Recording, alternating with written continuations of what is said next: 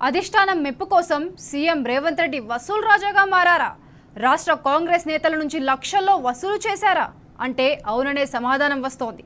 ED chargesheet, జాతీయ media సైతం ఇదే విషయాన్ని స్పష్టం చేస్తున్నాయి. నేషనల్ హెరాల్డ్ కేసుకు సంబంధించిన డొంక అంతా కదులుతోంది. ఈడీ త్వరలోనే నోటీసులు జారీ చేసి నిందితులను విచారణకు పిలువనుంది. ఆధారాలు సేకరించి కోర్టులో అనుబంధ అఫిడవిట్ను దాఖలు చేయనుంది. దేశవ్యాప్తంగా సంచలనం సృష్టించిన నేషనల్ హెరాల్డ్ మనీ లాండరింగ్ కేసులో డొంక కదులుతోంది. కాంగ్రెస్ అగ్రనేతలు సోనియా గాంధీ, రాహుల్ గాంధీ ఈ కేసులో ప్రధాన నిందితులుగా ఉండగా, తాజాగా Telangana CM Revanth Reddy, Karnataka deputy CM DK Shivakumar పేర్లను ఈడీ తన ఛార్జ్షీట్లో చేర్చడం సంచలనంగా మారింది. భారీ స్థాయిలో నిధుల దుర్వినియోగం, అక్రమంగా నగదు చేతులు మారినట్లు ఆరోపణలు ఉన్నాయి. కాగా ఈ కేసు ఛార్జ్షీట్లో ప్రస్తావించిన వ్యక్తులకు త్వరలో నోటీసులు జారీ చేసి విచారణకు పిలవనున్నట్లు ఈడీ వర్గాలు తెలిపాయి.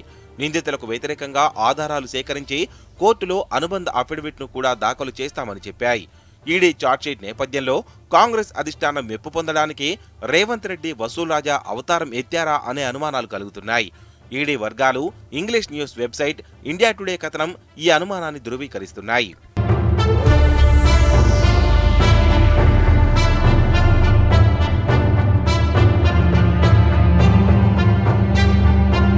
కాంగ్రెస్ అగ్రనేతలు సోనియా, రాహుల్ గాంధీలకు చెందిన యంగ్ ఇండియన్ కంపెనీకి విరాళాలు ఇప్పించేందుకు నాటి పీసీసీ చీఫ్, ప్రస్తుత సీఎం రేవంత్ రెడ్డి రాష్ట్రానికి చెందిన 4 కాంగ్రెస్ నేతలపై ఒత్తిడి తెచ్చినట్టు తెలుస్తోంది.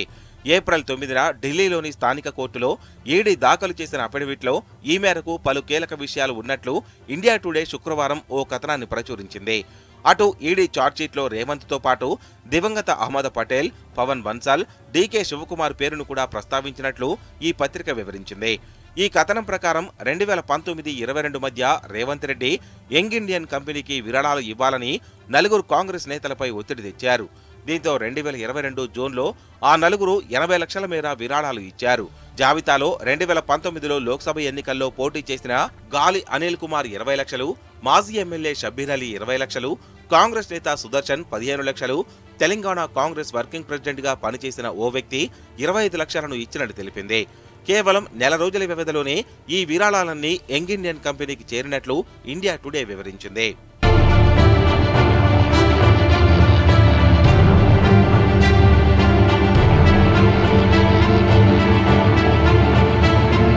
తెలంగాణ నుంచే కాకుండా కర్ణాటక, పంజాబ్ నుంచి కూడా ఇలాంటి విరాళాలే యంగ్ ఇండియన్ కంపెనీకి చేరినట్లు ఇండియా టుడే వెల్లడించింది. కాంగ్రెస్ సీనియర్ నేత, ఏఐసీసీ మాజీ కోశాధికారి పవన్ బన్సాల్ సూచనలతో కర్ణాటక డిప్యూటీ సీఎం డీకే శివకుమార్, ఆయన సోదరుడు ఎంపీ డీకే సురేష్ చెరో 25 లక్షలను 2022 ఏప్రిల్లో విరాళంగా ఇచ్చినట్లు పత్రిక తెలిపింది. డీకేకు చెందిన నేషనల్ ఎడ్యుకేషన్ ట్రస్ట్ 2 కోట్లను విరాళంగా ఇచ్చినట్లు వివరించింది. అటు పంజాబ్కు చెందిన కాంగ్రెస్ నేత అమిత్ విజ్ 2015లో 3 విడతల్లో 3.3 కోట్లను ట్రాన్స్ఫర్ చేసినట్లు వెల్లడించింది. కాగా నేషనల్ హెరాల్డ్ కేసులో డీకే శివకుమార్ పేరును ఈడీ ఛార్జ్షీట్లో ప్రస్తావించడంపై మీడియా శుక్రవారం ఆయన్ను ప్రశ్నించింది. సోదరులిద్దరూ 25 లక్షల చొప్పున విరాళాలు ఇచ్చినట్లు డీకే అంగీకరించారు. ఏఐసీసీ మాజీ కోశాధికారి పవన్ బన్సాల్ ఆదేశాల ప్రకారమే తాము ఈ విరాళం ఇచ్చామన్న డీకే, యంగ్ ఇండియన్ కార్యకలాపాలు, ఈడీ ఆ కంపెనీపై దర్యాప్తు చేస్తున్న విషయం తెలియదని చెప్పారు.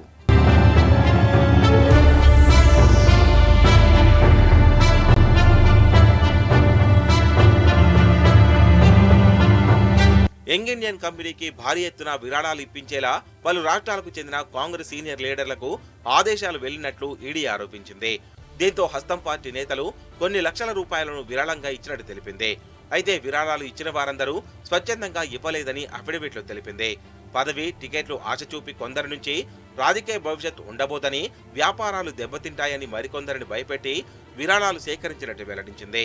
ఈ మొత్తం పరిణామాలను ఓ ఆర్థిక మోసాన్ని నేర్పుగా కప్పిపెట్టేందుకు జరిగిన ప్రయత్నమని అభివర్ణించింది.